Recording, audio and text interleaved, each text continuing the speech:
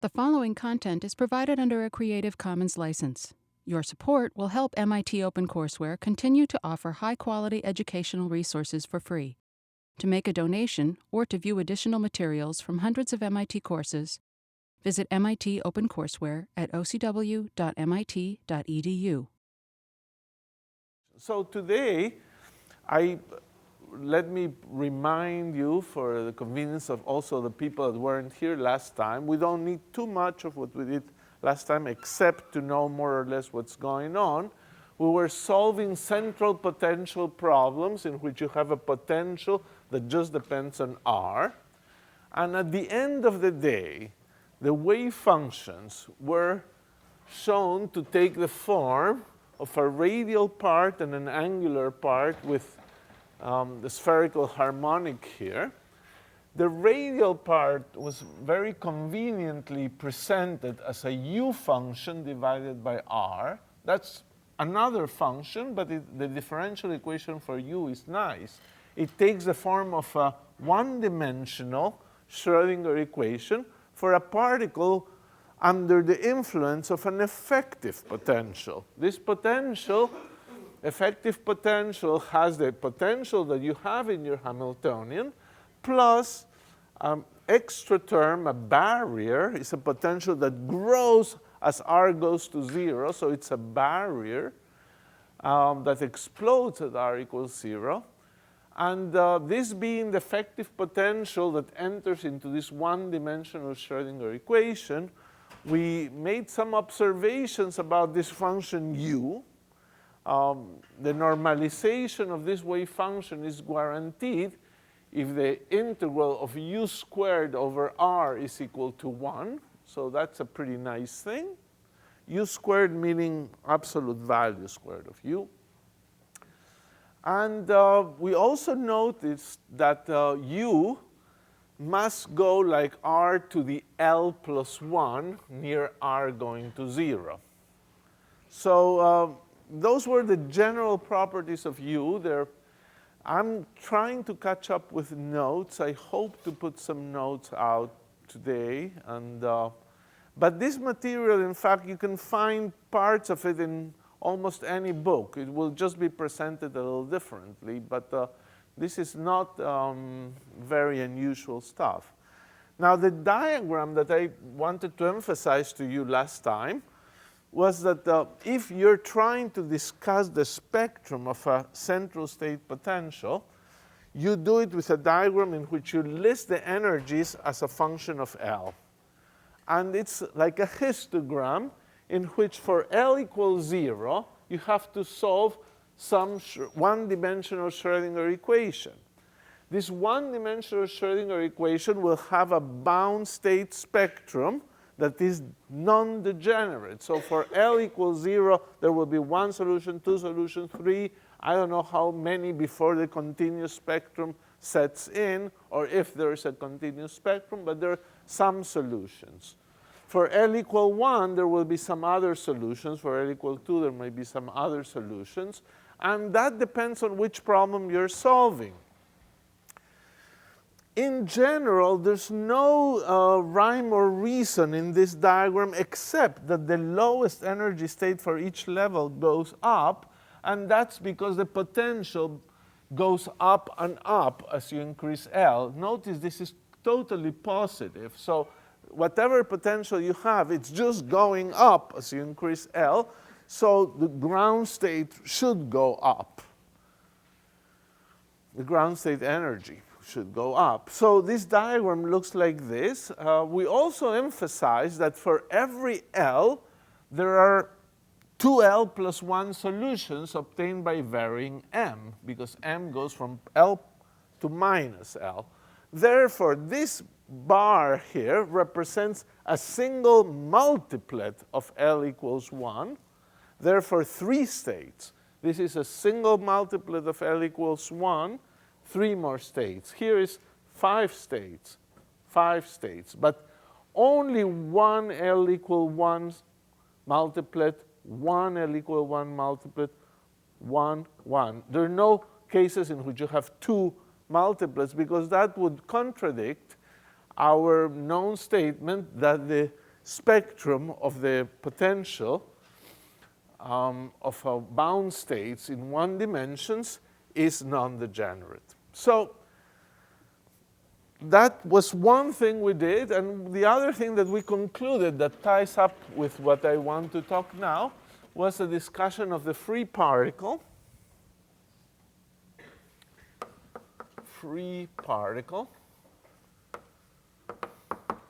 And in the case of a free particle, you say, well, so what are you solving? Well, we're solving for solutions that have radial symmetry.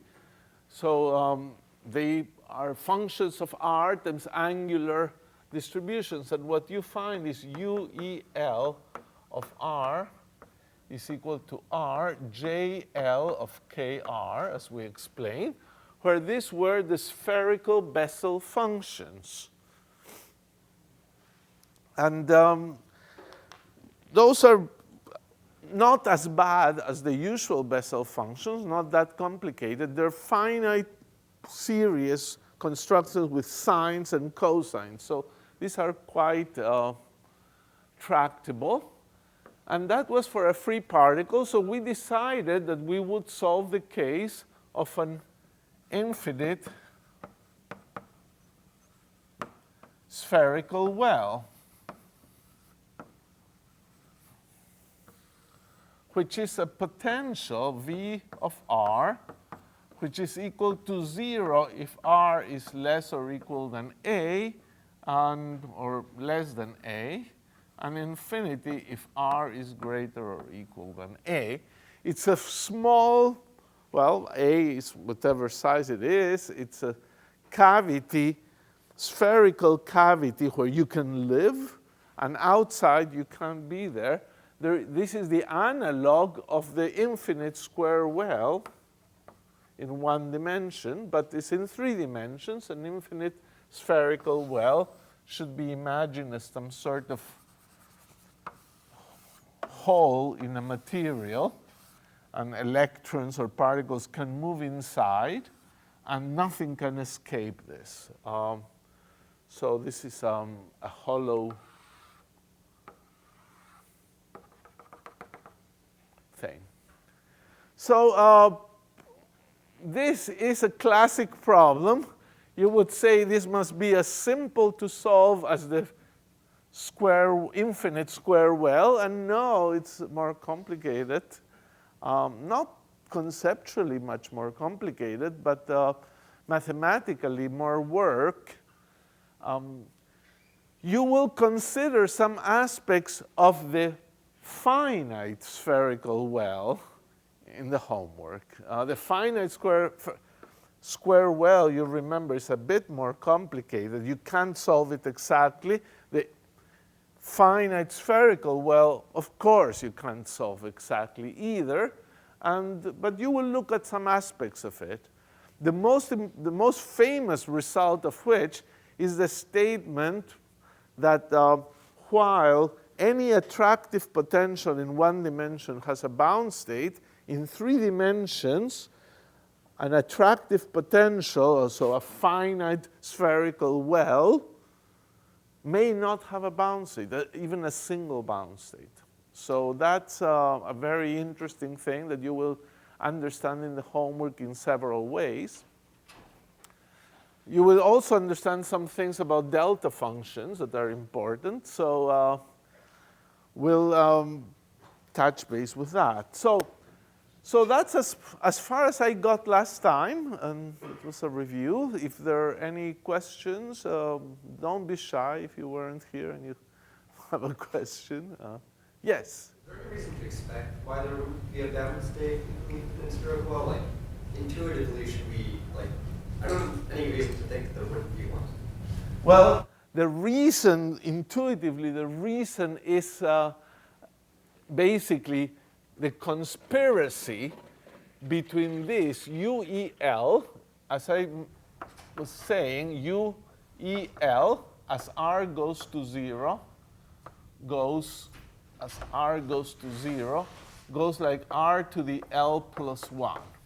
So first of all, this potential is very repulsive. Is that right?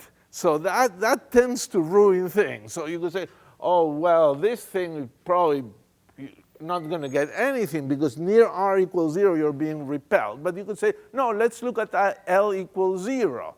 So you don't have that. So just V of r. So, but we take L equals 0. So I'm sorry, U here.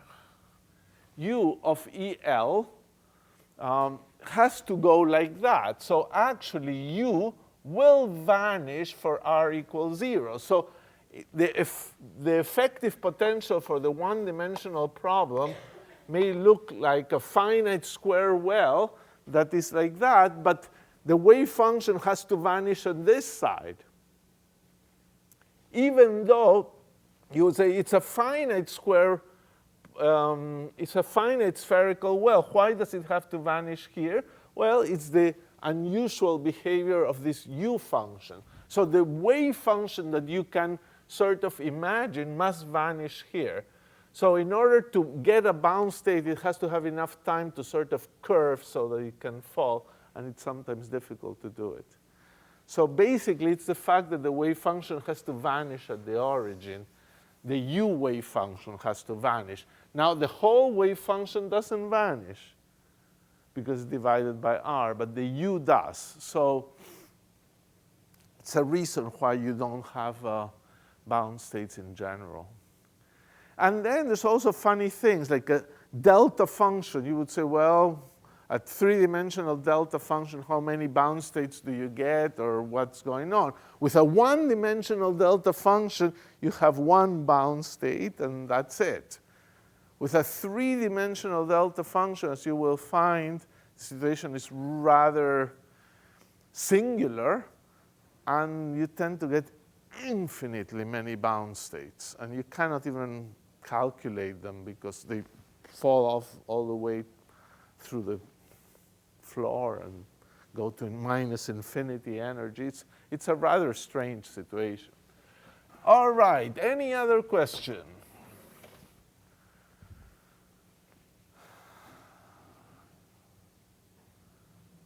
So let's do this infinite square spherical well.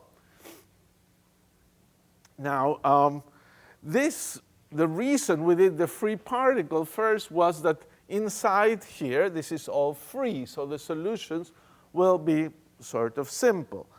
Nevertheless, we can begin with looking at the differential equation directly for inside. So r less than a, you would have minus d second UEL over d rho squared, actually, plus L times L plus 1 over rho squared UEL equals UEL, where rho is equal to KR. And K, I'm sorry, I didn't write it. There's 2ME over H squared, as usual. So here, I didn't say what K was. That was 2ME over H squared. And this doesn't quite look like the differential equation you have here. Well, V of r is 0 for r less than a, so you just have this term. The h squareds over 2m and the e have been rescaled by changing r to rho. So the differential equation becomes simple and looking like this. So that was a manipulation that was done in detail last time, but you can redo it. Now, this, as I mentioned, it's not a simple differential equation. If you didn't have this, it would have a power solution. If you don't have this, it's just a sines or cosines. But if you have both, it's Bessel. So having a differential equation, two derivatives, 1 over rho squared and 1, brings you into Bessel territory. Anyway, this is the equation that, in fact, is solved by these functions, because it's a free Schrödinger equation. And you can take it for L equals 0. This is the only case we can do easily without looking up any Bessel functions or anything like that. You then have the second u E0, the rho squared, is equal u E0. And therefore, u E0 goes like a sine of rho plus b cosine rho. Rho is kr.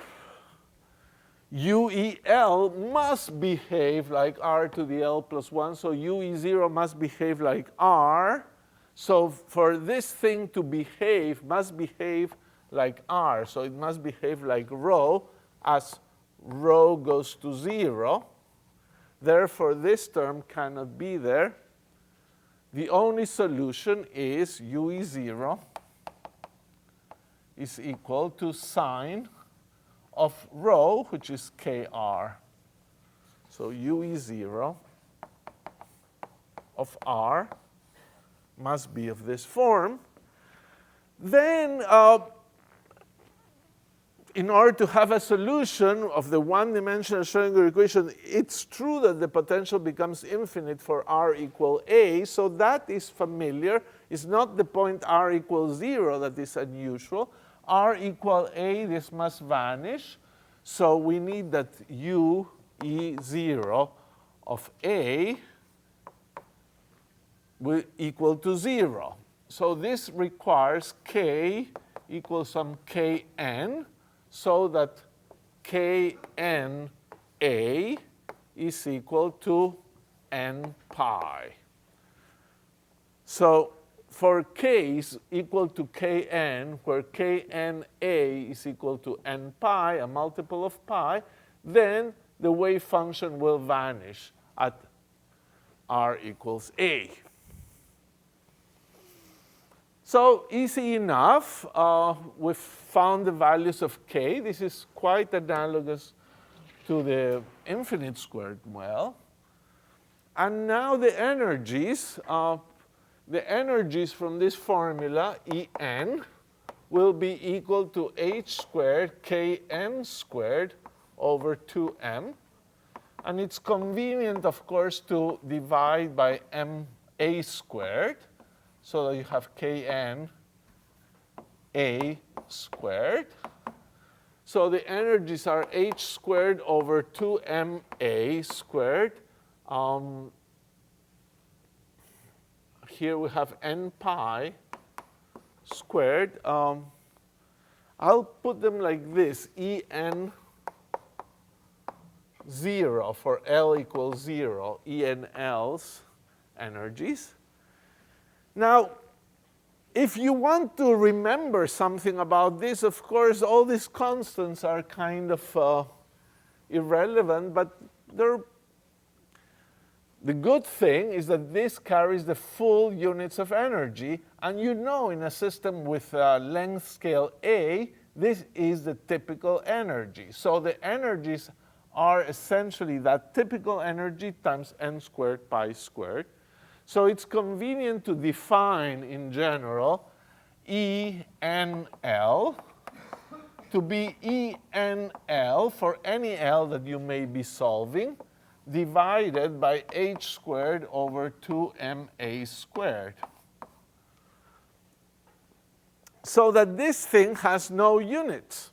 And it tells you for any level, the calligraphic E, roughly how much bigger it is than the natural energy scale of your problem. So it's a nice definition. And in this way, we've learned that En0 is equal to n pi squared. And a few values of this are E10 about 986.96, E20 equal 39,478, and E 30 is equal 88,826. Not very dramatic numbers, but they're still kind of interesting. So what else about this problem? Well, we can do the general case. The general case, let me erase a little here so that we can proceed. The general case is based on knowing the zeros of the spherical Bessel function. So this is something that the first one you can do easily. It's sort of the zeros of J1 of rho are points at which tan rho is equal to rho. That's a short calculation if you ever want to do it. That's not that difficult. Of course, but you have to do it numerically. So the zeros of the Bessel functions are known and are tabulated. You can find them on the web. Little programs that do it on the web and give you directly those zeros. So how are they defined? Basically, people define ZNL to be the nth zero with n equals 1, like that, of JL. So more precisely, JL of ZNL is equal to 0. And all the ZNLs are different from 0. There's a trivial 0 at 0. And nevertheless, that is not counted. It's just too trivial for it to be interesting. So these numbers, Z and L, are basically it. Why? Because what you need is, if you're looking for the Lth solution, you need UEL of A equals 0. And UEA of that equals 0 means that you need KNL times A be equal to ZNL. So KNL is the value of K. And just like we quantized here, we had Kn. Well, if you have various L's, put a KNL. So for every value of L, you have KNLs that are given by this. And the energy is like this. Let me copy what this would be. ENL would be ENL over this ratio. And ENL is h squared. Well, let me do it this way. I'm sorry. ENL would be h squared KNL over 2MA squared. Over 2m, like that. Then you multiply by a squared again. So you get KNL A squared over 2MA squared. So what you learn from this is that ENL, you divide this by that, is just KNL times A, which is ZNL squared. So that's the simple result. The ENLs are just the squares of the zeros of the Bessel function. So you divide it again by h squared over 2MA, and that's all that was left. So you need to know the zeros of the Bessel function. And there's one, you might say, well, what for do I care about this? But it's kind of nice to see them. So Z11 is equal to 449. Z21 is equal to 772, and Z31 is 1090. Numbers that may have no rhyme or reason.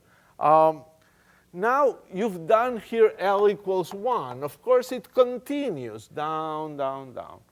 You can continue with the first zero, first non-trivial zero, second non-trivial zero, third non-trivial zero, and it goes on. The energies are the squares, so the squares squared goes like 20, 1, 9. This goes like 59.7. And this goes like 119, roughly. Then you have the other zeros. First zero for L equals 2. That is 576, roughly. Second zero for L equals to 2 is 9.1, roughly. And if you square those to see those other energies, you would get, by squaring, 33.21 and 82.72. And finally, let me do one more. Z13, the first zero of the L equals 3 and the Z23, the second zero, are 699 and 10.4, which when squared give you 4883 and 108.5. Okay. Why do you want to see those numbers? I think the reason you want to see them is to just look at the diagram of energies, which is kind of interesting. So let's do that. So here I'll plot energies, and here I'll put L. And now I need a big diagram.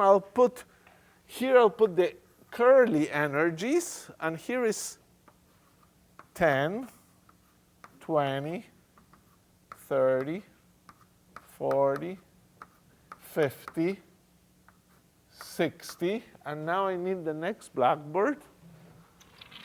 Let's see.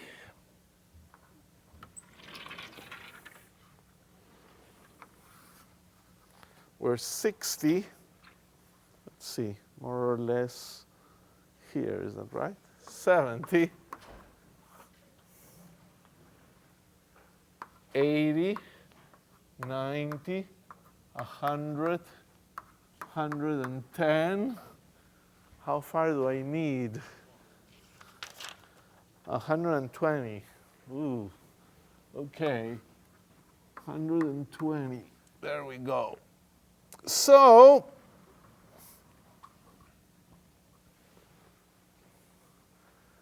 just for the fun of it, you look at them to see how they look, if you can see any pattern. So the first energy was 986, so that's roughly here.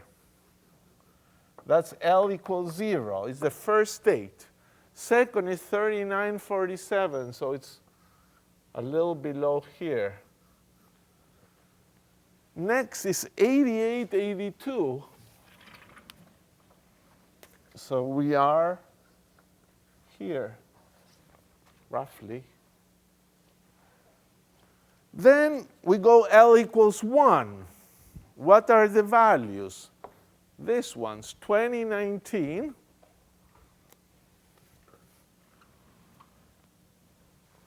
L equals 1. 2019, so we're around here. Then 59.7 is almost 60.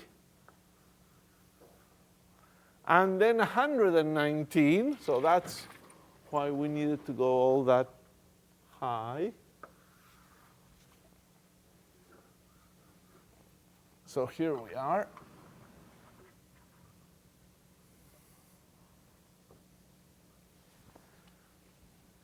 And then L equals 3, you have 4883. So that's 50. No, I'm sorry, L equals 2. 4883. It's a little lower than that. And then, I'm sorry, it's 3321. I'm misreading that. 33 over here. And then 82.72. So we're here.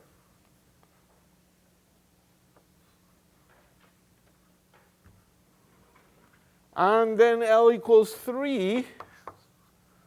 We have 4883. So that was the one I wanted. And 108.5.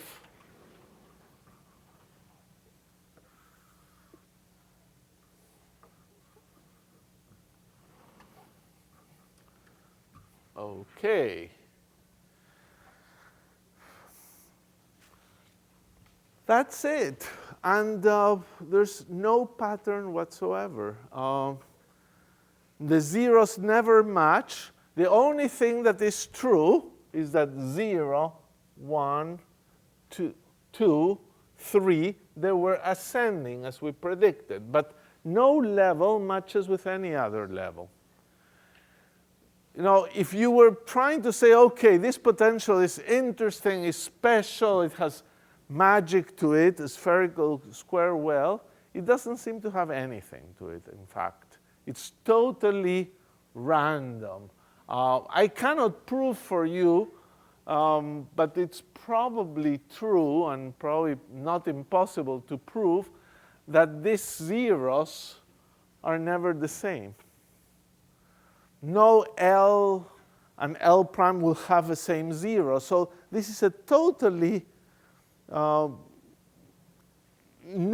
degeneracy ever occurs that this needs an explanation. For example, this state could have ended up equal to this one or equal to this one, and it doesn't happen.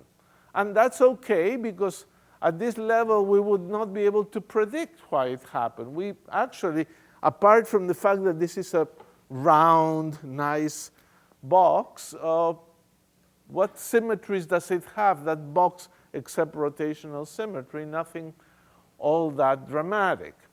So you would say, OK, let's look for a problem, which we'll deal now, that does have a more surprising structure, and let's try to figure it out. So let's try the three-dimensional harmonic oscillator. So 3D SHO. Isotropic. What is the potential is 1/2 m omega squared x squared for x plus y squared plus z squared, all the same constant. So it's 1/2 m omega squared r squared. You would say this potential may or may not be nicer than the spherical well, but actually it is extraordinarily symmetric in a way that the spherical well is not. So we'll see why is that.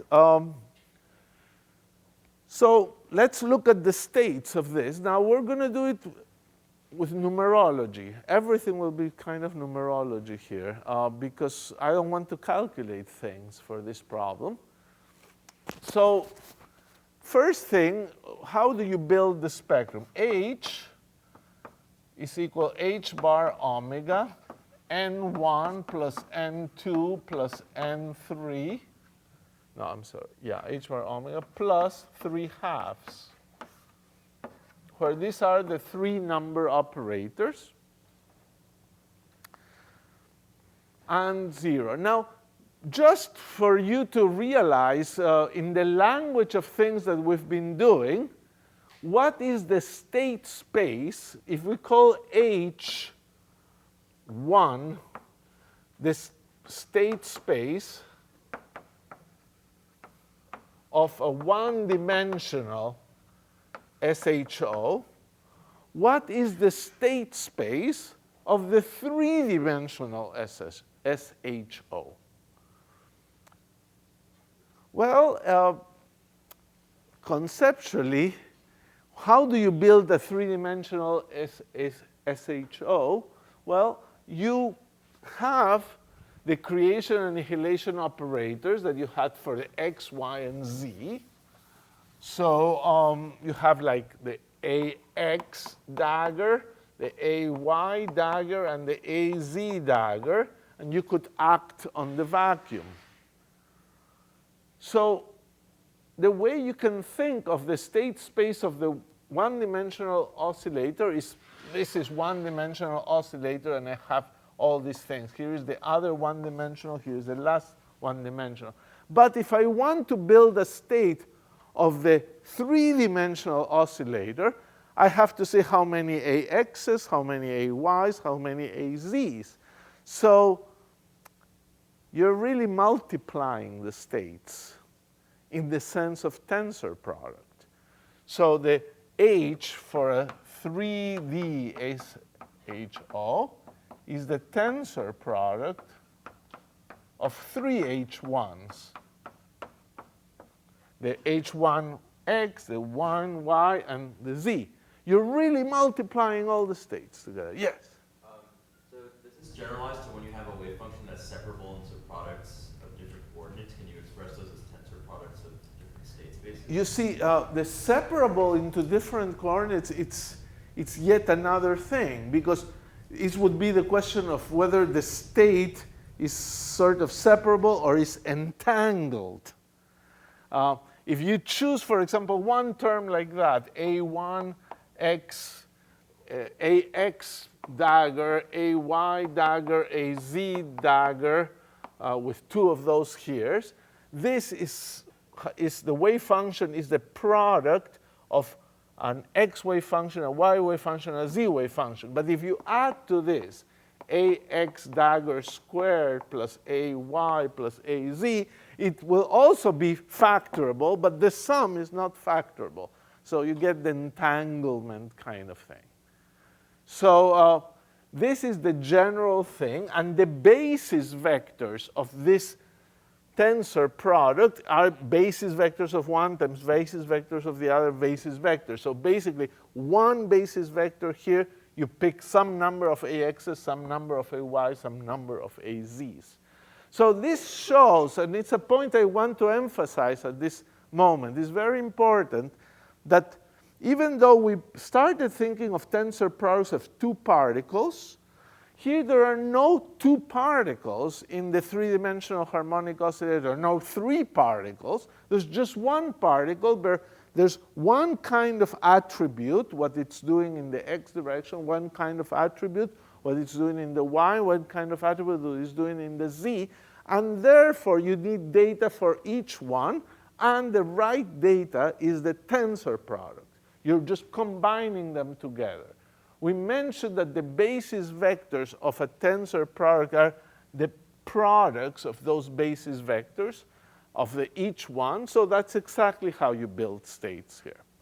So I think actually you probably have this intuition. I just wanted to make it a little more explicit for you. So you don't need to have two particles to get a tensor product. It can happen in simpler cases.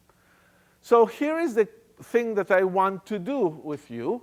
I would like to find that diagram for the three-dimensional SHO. That's our goal, what we're going to spend the next 15 minutes probably doing. How does that diagram look? So I'll put it somewhere here, maybe, or maybe here. I won't need such a big diagram.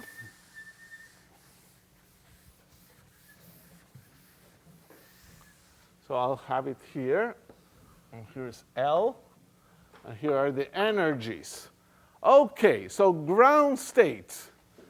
The ground state, you can think of it as state like that, or how should I write it? Yeah, state like that. No oscillators acting on it whatsoever, so the n's are n1 equal n2 equal n3 equals 0, and you get A equal h bar omega times 3/2. So 3/2 h bar omega. So actually, we got one state. And it's the lowest energy state. Energy lowest possible. So let me write here, energy equal 3/2 h bar omega. We got one state over here. Now, can it be an L equal 1 state, or an L equal 2 state, or an L equal 3 state? How much is L for that state? You see, if it's a spherically symmetric problem, it has to give you a table like that. It's guaranteed by angular momentum. So we must find. So my question is whether it's L equals 0, 1, 2, 3, or whatever. Anybody would like to say what do you think it is? Kevin? 0, right? 0. And why? Because we wrote the harmonic, or the operator for L in terms of AX, AY, and AZ, and you need one to be non-zero. You need a difference between to generate a rotation. Okay, that's true. It's a good answer. It's very explicit. Let me say it some other way. Why it couldn't possibly be L equals 1? Yes. Because the ground state decreases for L decreasing. The ground state energy does what? It's smaller for smaller L, and so for L equals 0, you have to have a smaller ground state than for L equals 1. That's true, but maybe that's, yeah, absolutely true. The energy increases, so it cannot be L equals 1, because then there will be something below which doesn't exist.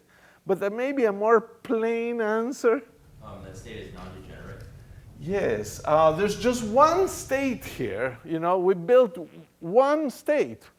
If it would be L equals 1, there should be 3 states, because L equal 1s come with M equal 1, 0, and minus 1. So unless there are 3 states, you cannot have that. All right, so then we go to the next level. So I can build a state with AX dagger on the vacuum, a state with AY dagger on the vacuum, and a state with AZ dagger on the vacuum using one oscillator. Here the n's are 1, different ones, and the energy is h bar omega 1 plus 3/2, so 5/2. And I got 3 states. What can that be? Well, could it be 3 states of L equals 0? No, we said there's never a degeneracy here. There's always one thing. So there would be one state here, one state here, one state here, maybe. We don't know, but they would not have the same energy. So it cannot be L equals 0. Now, you probably remember that L equals 1 has 3 states. So without doing any computation, I think I can argue that this must be L equals 1. That cannot be any other thing. Cannot be L equals 2 because you need 5 states. cannot be anything with L equals 0, so it must be L equals 1. So here it is L equals 0. And here is L equals 1, and there's no state here, but there's 1 at 5/2 h bar omega. So we obtain one state here. And this corresponds to a degeneracy. This must correspond to L equals 1, because it's 3 states. And that degeneracy is totally explained by angular momentum central potential. You know, it has to group in that way. Of course, if the oscillator had not been isotropic, it wouldn't group that way. So we've got that one, and we're, I think, reasonably happy. Now, let's list the L's, the various L's. L equals 0, L equals 1, L equals 2, L equals 3, L equals 4, L equals 5. How many states? 1, 3, 5, 7, 9, 11. OK, good enough. So we succeeded, so let's proceed to one more level. Let's see how we do. Here I would have AX dagger squared on the vacuum, AY dagger squared on the vacuum, AZ dagger squared on the vacuum. 3 states, but then I have 3 more, AX, AY, both dagger on the vacuum, AX, AZ, and AY, AZ, for a total of 6 states.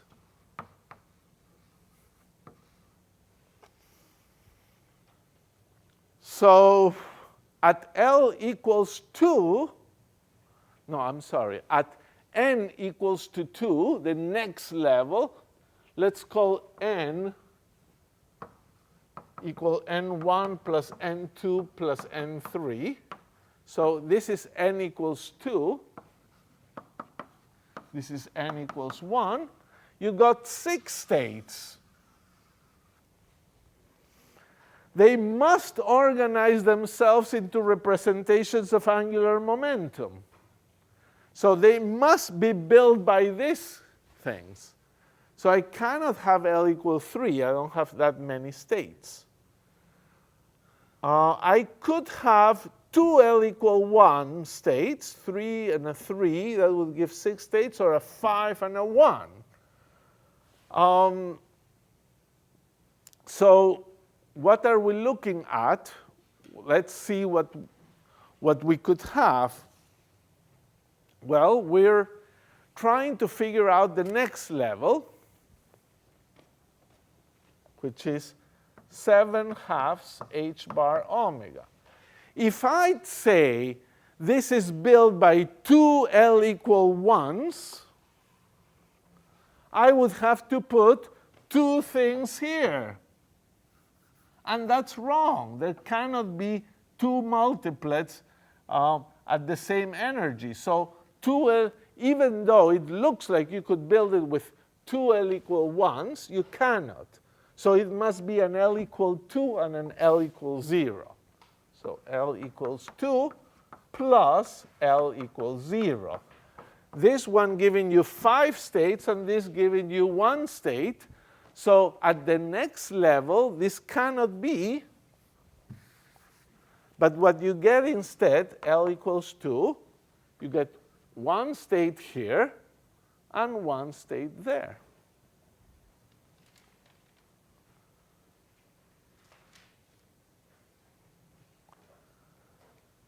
This is already something a little strange and unexpected. For the first time, you've got things in different columns that are matching together.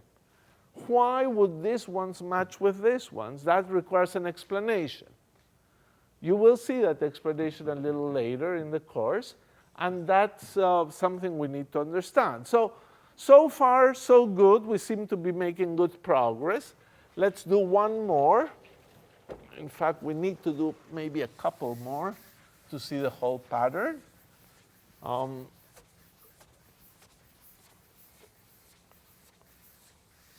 So let's do here. I have them. Let's do the next one. N total equals 3. And now you have, I'll be very brief, ax cubes, ay cubes, az cubes, ax squared times ay or az, ay squared times ax or ay or az, and az squared times ay or axis, and ax, ay, az, all different. And that builds for one state, no, 3 states here, 2 states here, 2 states here, 2 states here, and 1 state here. So that's 10 states.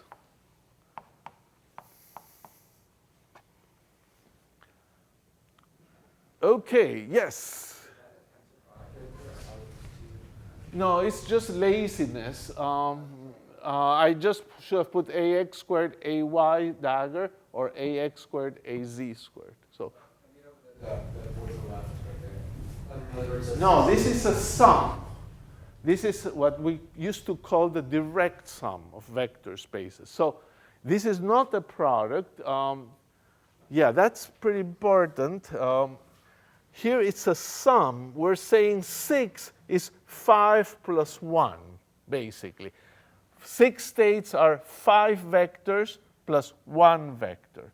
Now, it can seem a little confusing because, well, no, it's not confusing. If it would be a product, it would be 1 times 5, which is 5. So here it's 6. So it's a direct sum. It's saying the space of states at this level is 6-dimensional. This is a 5-dimensional vector space. This is a 1-dimensional vector space. This is a direct sum.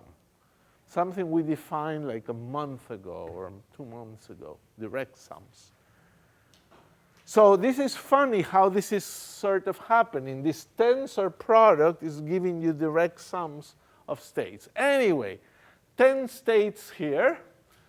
And now it does look like we finally have an ambiguity.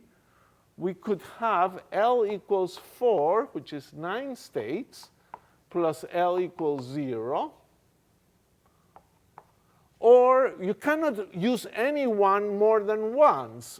We've learned that at any energy level, we cannot have some L appear more than once because it would imply degeneracy. So I cannot build this with 10 singlets or 3 L equal 1s and 1 L equals 0. I have to build it with different things, but I can build it as 9 plus 1, or I can build it as L equals 3 plus L equals 1.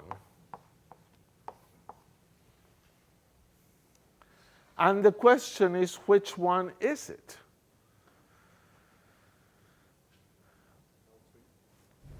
Three and 1, is that right? How would you see that? Because the lowest energy of L3 has to be lower than the lowest energy of L4. Yes, we could. That's indeed. It would be very strange. It shouldn't happen. The energies are sort of in units. So if L4, here is L3, and here is L equals 4.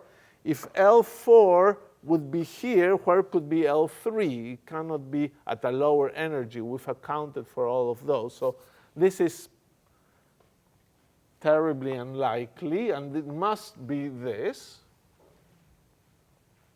And therefore, you found here, next level, 9/2 h bar omega. You got L equals 3, L equals 1. It's possible to count. Now, you start to get bored counting these things. So if you had to count, for example, the number of states with 4, how would you count them a little easier? Well, you say, I need ax dagger to the nx AY dagger to the NY and AZ dagger to the NZ. That's the state, and you must have NX plus NY plus NZ equals 4. And you can plot this, make a little diagram like this, in which you put NX, NY, and NZ. And you say, well, this can be as far as 4. This can be as high as 4. This can be as high as 4. So you have like a triangle. But you only have the integer solutions. Nx plus ny plus nz equal 4 is that whole hyperplane. But only integers and positive ones. So you have here, for example, a solution when this line is when nz plus ny is equal to 4. So here is nz equal 4, nz equal 3, 2, 1, 0. So these are solutions. Here you have just one solution. Then you would have 2 solutions here, 3 solutions here, 4 here, and 5 there. So the number of states is actually 1 plus 2 plus 3 plus 4 plus 5. The number of states is 1 plus 2 plus 3 plus 4 plus 5, which is 15. And you don't have to write them. So 15 states, what could it be? Well, you go through the numerology, and there seems to be several options, but not too many that make sense. You could say, you could have something with L equal 5, but by the same argument, it's unlikely. But you could have something with L equal 4 and begin with it. So it must be an L equals 4, which gives me already 9 states. And there are left with 6 states. But you know that with 6 states, you can pretty much the only thing you can do is L equals 2 and L equals 0. So that must be it. The next state here, L equals 4, is here. This was 11 halves h bar omega, and then it goes 4, 2, 0.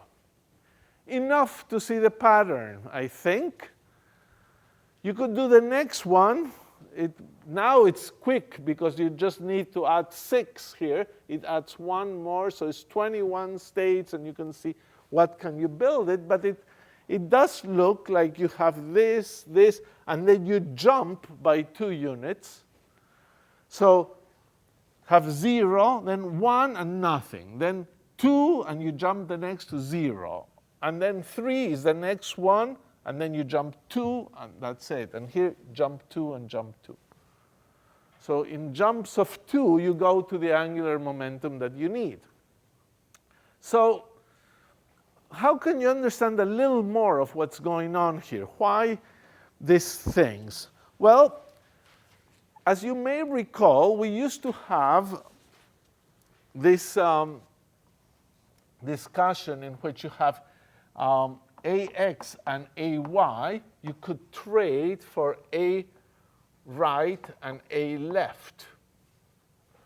And with those, the angular momentum in the z direction was h bar n right minus n left. This is for a 2-dimensional oscillator, but the x and y of the 3-dimensional oscillator works exactly the same way. So LZ is nicely written in terms of these variables. And it takes a little more work to get the LX and LY, but they can be calculated, and they correspond to the true angular momentum of this particle. It's the real angular momentum. It's not the angular momentum that you found for the 2-dimensional harmonic oscillator. It's the real one. So here we go with a little analysis. How would you build now states in this language? You can understand things better in this case because, for example, for n equals 1, you could have a state A right dagger on the vacuum, A Z dagger, and A left dagger on the vacuum. And then you can say, what is the LZ of these states? Well, A right dagger on the vacuum has LZ equal H bar. This has 0 because LZ doesn't depend on the Z component of the oscillator, and this has minus H bar. So here you see actually the whole structure of the L equal 1 multiplet. We said that we have at this level L equals 1. And indeed, for L equals 1, you expect a state with LZ equal plus 1, 0, and minus 1. So you see the whole thing. For n equals 2, what do you get? Well, you see a state, for example, of A right dagger, A right dagger on the vacuum. And that has LZ equals 2H bar. And therefore, you must have, since you cannot have states with higher LZ, you cannot have a state, for example, here with LZ equal 3. So you cannot have an L equal 3. In fact, for any n that you build states, you can only get states with whatever n is the maximum value that LZ can have, which is something I want to illustrate just generically for a second. So in order to show that, let me go back here and exhibit for you a little of the general structure. So suppose you're building now with n equal n. The total number is n.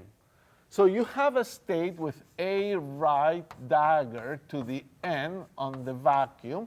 And this is the state with highest possible LZ, because all the oscillators are AR dagger.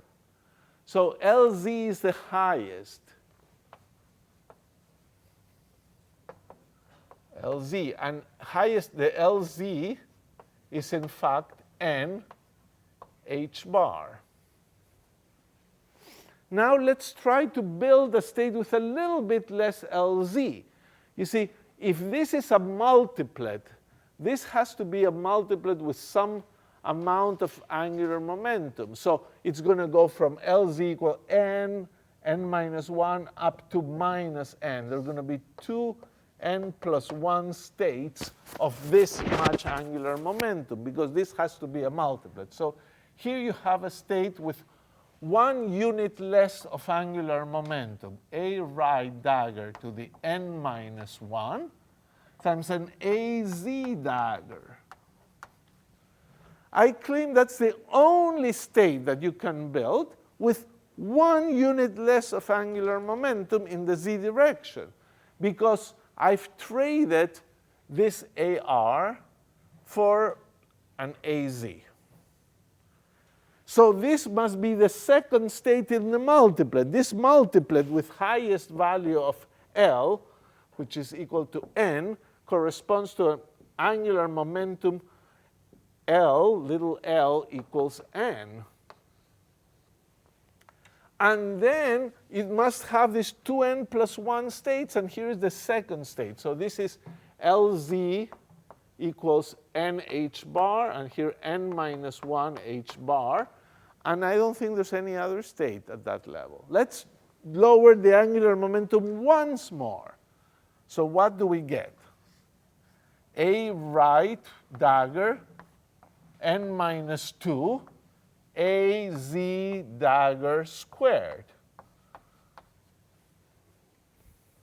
That's another state with one less angular momentum than this. This, in fact, has n minus 2 times h bar. Now, is that the unique state that I can have with 2 units less of angular momentum? No. What is the other one?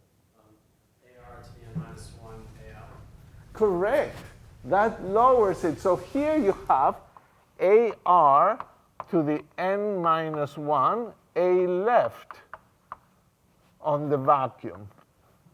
That's another state with 2 units less of angular momentum. So in this situation, you have a funny thing has happened.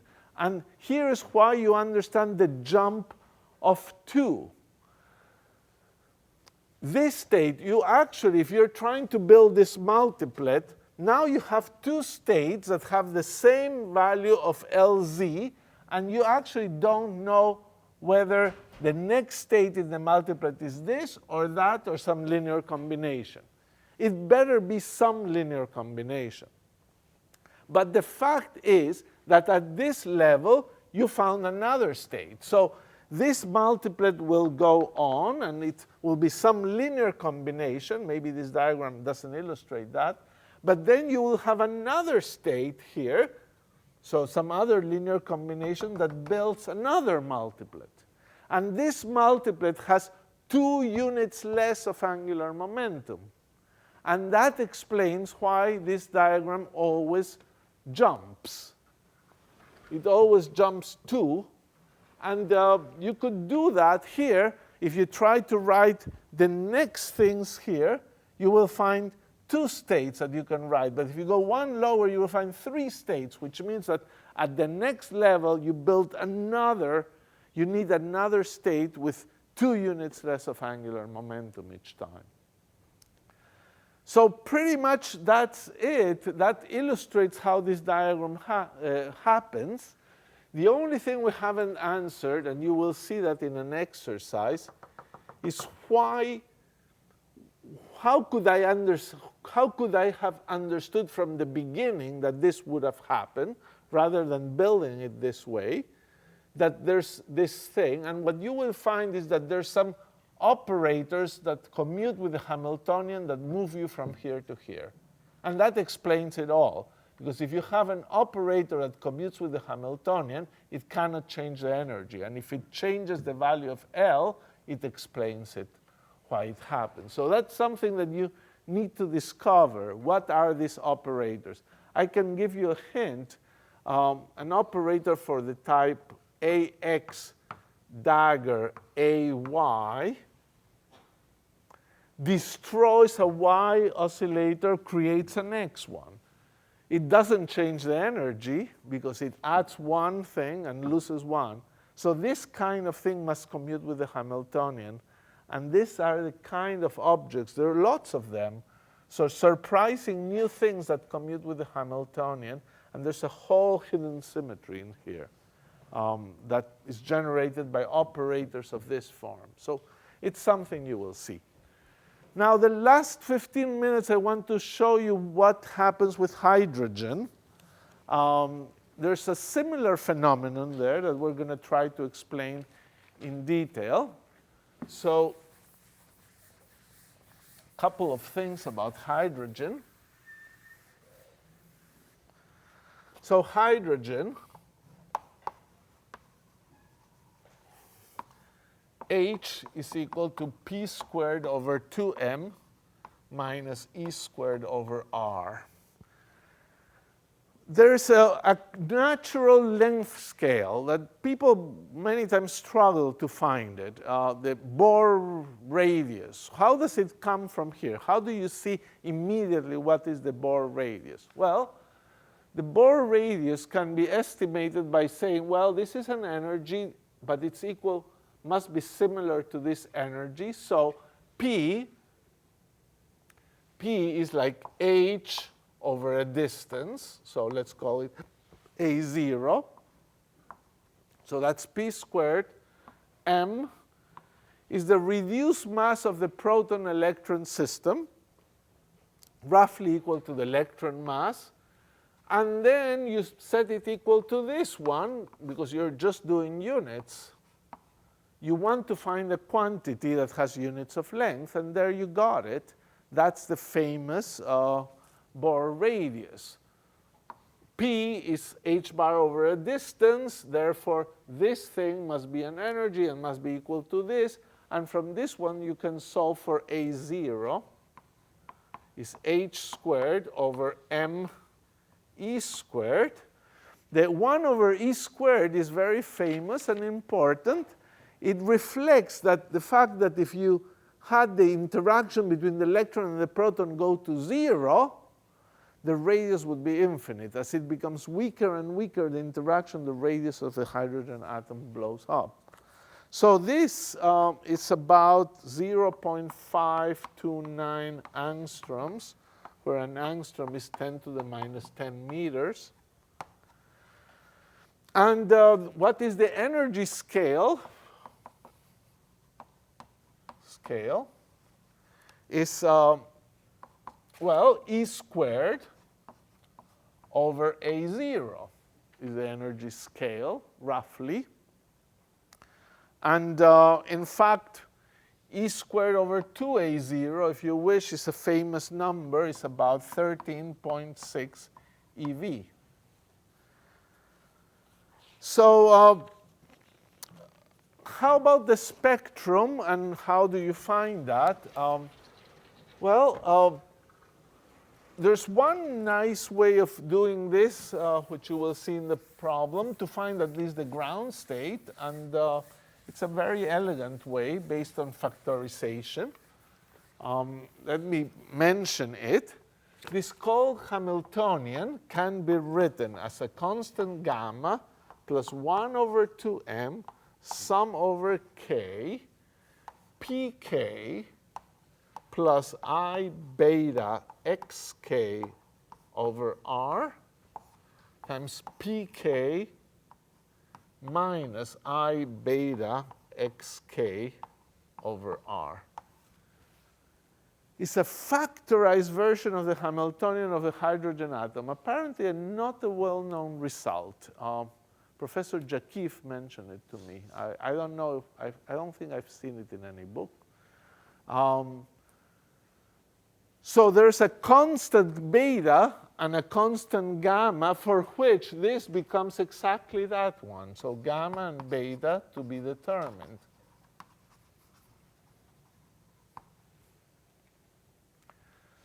And you have to be a little careful here when you expand, that this term and this term don't commute, and this don't commute, but after you're done, it comes out.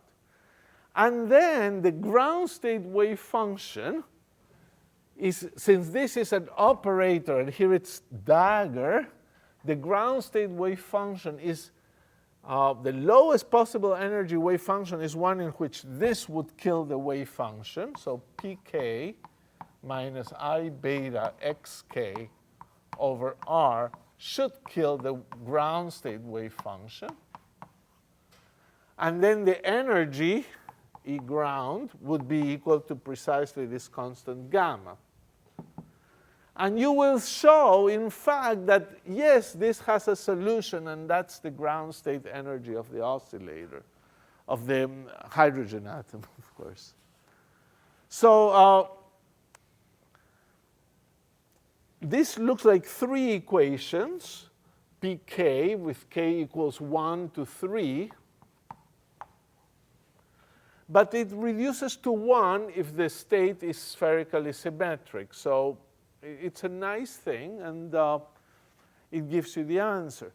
Now, the whole spectrum of the hydrogen atom is as interestingly degenerate as the one of the 3-dimensional harmonic oscillator. And a reminder of it is that, should I go here? Yes. You have here energies, and here L's. L equals 0. You have one state. L equals 1. You have another state is here, but actually L equals 0 will have another state.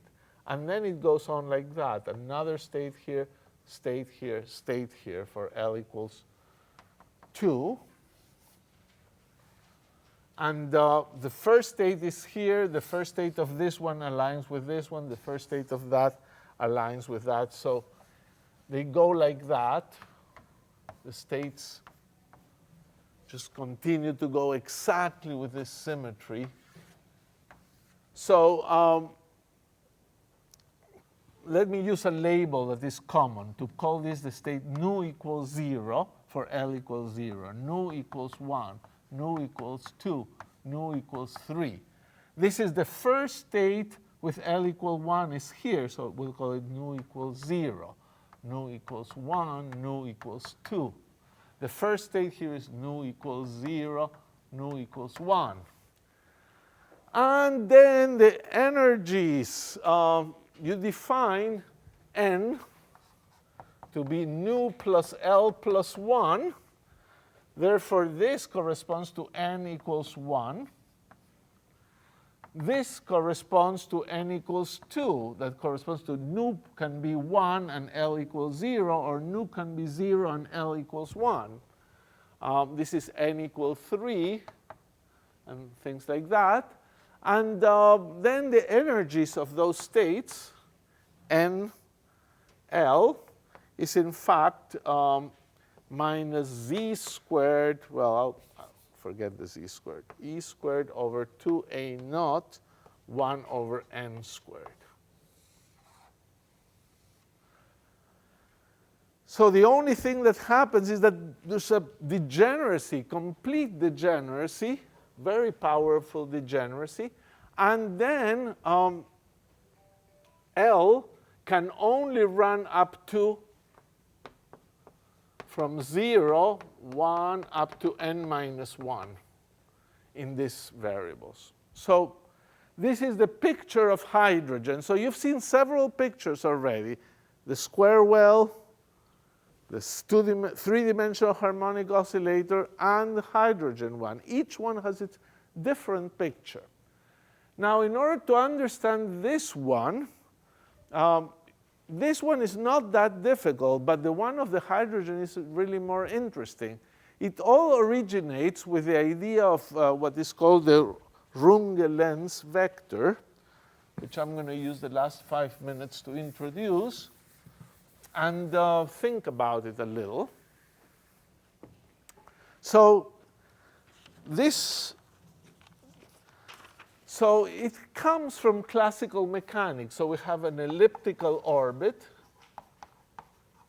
orbits, and people figure out there was something very funny about characterizing elliptical orbits. So consider a Hamiltonian, which is p squared over 2m plus v of r, a potential. The force classically would be minus the gradient of the potential, which is minus the derivative of the potential with respect to r times the r unit vector. Now, classically, this all begins classically. So it's, except for spin 1/2 systems, classical physics really tells you a lot of what's going on. So classically, dp dt is the force, and it's minus v prime over r vector over r. And dl dt, the angular momentum, it's a central potential. The angular momentum is 0. Its rate of change is 0. There's no torque on the particle, so this should be 0. Now, the interesting thing that happens is that this doesn't exhaust the kind of things that are, in fact, conserved. So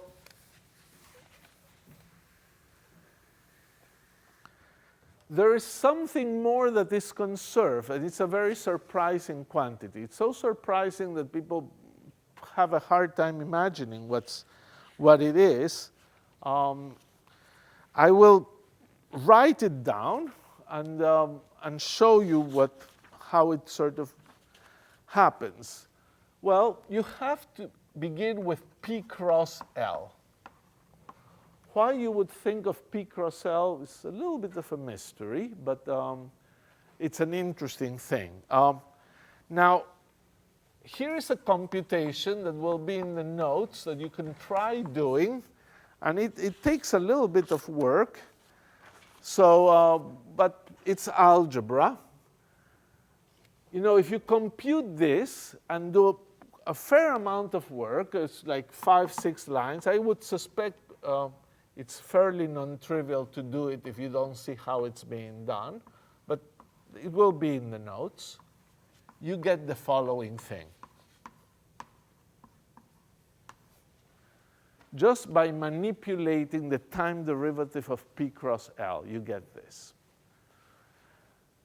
which is equal to m times the potential differentiated times r squared times the time derivative of this. So time derivative, you can get a conservation if this is a constant. So when is this a constant? If this is some constant, say e squared, you would get a conservation.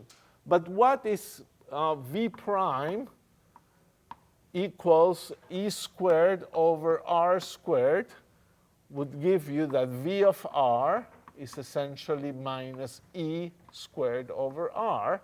That's the potential of hydrogen, or the 1 over r squared, 1 over r potential, 1 over r squared force field.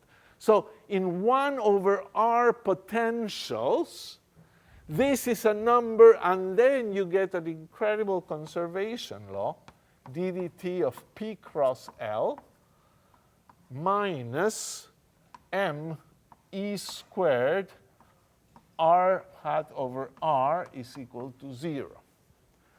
So something fairly unexpected, that something like this could be conserved. So actually, you can try to figure out what this is. And there's two neat.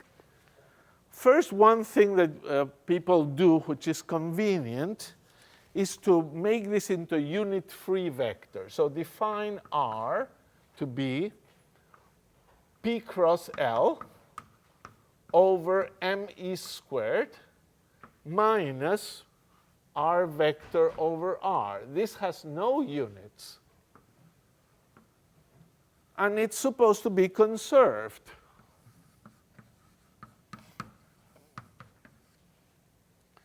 Now, one thing you will check in the homework is that this is conserved quantum mechanically as well. That is, this is an operator that commutes with the Hamiltonian. Very interesting calculation. This is a Hermitian operator, so you'll have to hermiticize the P cross L to do that. But it will commute with the Hamiltonian. But what I want to finish now is with your intuition as to what this is. And this was a very interesting discovery, this vector. In fact, people didn't appreciate what was the role of this vector for quite some time. So apparently it was discovered and forgotten and discovered and forgotten like 2 or 3 times. And for us, it's going to be quite crucial because I said to you that this operator commutes with the Hamiltonian. So actually, you will get conservation laws and will help us explain the degeneracy of the hydrogen atom. So it will be very important for us. Now, how does this look? First of all, if you had a circular orbit, how does it work? Have a circular orbit. Let's see. P is here. L is out of the board. P cross L is here over me squared. And the radial vector is here, the hat vector. So the sum of these two vectors, P cross L and the radial vector, must be conserved. But how could it be? If they don't cancel, it either points in or points out. And then it would just rotate, and it would not be conserved. So actually, for a circular orbit, you can calculate it. See the notes? That actually is an easy calculation. And you can verify that this vector is, in fact, precisely opposite than this, and it's 0. So you say, great, you discover something that is conserved, but it's 0. No. The thing is that this thing is not 0 for an elliptical orbit. So how can you see that? Well, here, at this point, P is up here, L is out, and P cross L, just like before, is out. And R hat is in. And you say, well, OK, now the same problem. If they don't cancel, it's going to be a vector, and we're going to rotate. But it has to be conserved. So actually, let's look at it here. Here, the main thing of an ellipse, if you have the focus here, is that this line is not, the tangent is not horizontal. So the momentum is here. L is out of the blackboard, but P cross L now is like that.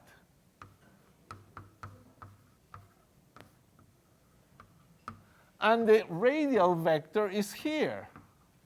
And they don't cancel. So the only thing that can happen, since this is vertical, it's a little bit to the left, is that the R vector must be a little vector horizontal here. Because the sum of this vector and this vector, the thing that it has to be horizontal. Here we don't know if they cancel, but if they don't cancel, it's definitely horizontal. We know it's conserved, so it must be horizontal here, so it points in. So the Runge-Lenz vector R points in, and it's, in fact, that. So here you go. This is a vector that is conserved, and its property is that it's really about the axis of the ellipse. It tells you where the axis is. In Einstein's theory of gravity, the potential is not 1 over r, and the ellipses precess, and the Runge vector is not conserved. But in 1 over r potentials, it is conserved.